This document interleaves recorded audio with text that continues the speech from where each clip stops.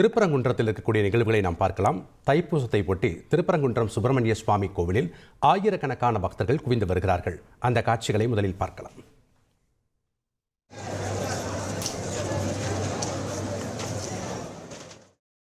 கூடுதல் தகவலை சத்யகுமார் வழங்க நாம் கேட்கலாம். வணக்கம் சத்யகுமார், தைப்பூசத்தை ஒட்டி அங்கு என்னென்ன சிறப்பு ஏற்பாடுகள் செய்யப்பட்டிருக்கு, பக்தர்களுடைய வருகை எப்படி இருக்கு, அங்க இருக்கக்கூடிய கள விவரங்கள் என்ன? வணக்கம்.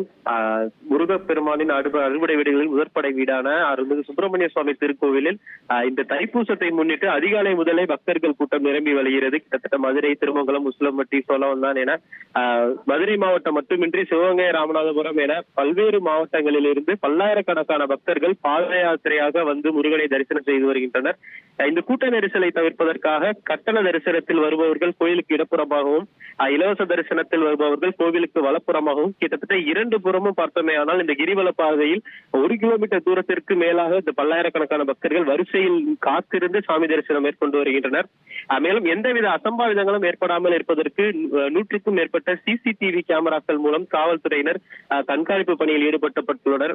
மேலும் 300க்கும் மேற்பட்ட காவல்துறையினர் பாதுகாப்பு பணியிலும், அதைத் தொடர்ந்து 10க்கும் மேற்பட்ட தீயணைப்பு துறையினர் ஒரு தீயணைப்பு வாகனத்துடன் தற்போது திருப்பரங்குன்றம் பகுதியில் பாதுகாப்பு பணியில் ஈடுபடுத்தப்பட்டுள்ளனர்.